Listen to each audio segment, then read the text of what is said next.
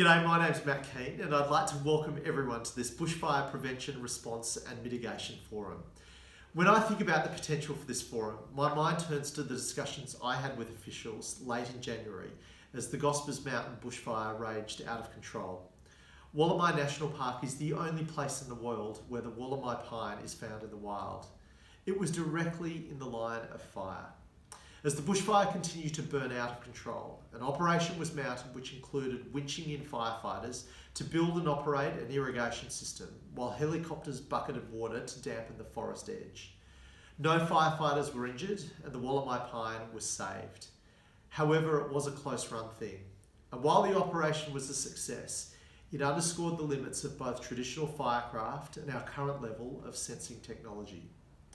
The bushfires which raged through the New South Wales over this summer were an unprecedented state emergency. Lives were lost, homes were destroyed, and communities were absolutely gutted. We must learn from the last fire season, and we must do better for the next. We are providing complete and unqualified support to the work of the Independent Bushfire Inquiry. And we are working with the NSSN because we believe in the potential for this science to help us prevent and manage bushfires in the future. From my own portfolio, I'd like to acknowledge the great cooperation and support from the Department of Planning, Industry and Environment to NSSN researchers to help test and develop low-cost air pollution sensors. I particularly acknowledge the commitment of Dr. Tomaroy, and the work that has been done with the Department's climate and atmospheric scientists to move this novel sensor from the laboratory into the real world.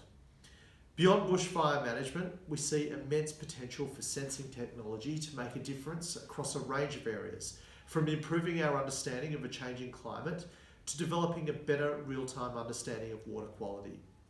For instance, up to 1/4 of koala habitat in eastern New South Wales was affected by the summer's bushfires. Koalas are tricky animals to spot and count using conventional methods. So we are very interested in the potential to use acoustic monitoring and thermal imaging from drones to detect, survey and monitor surviving koala populations.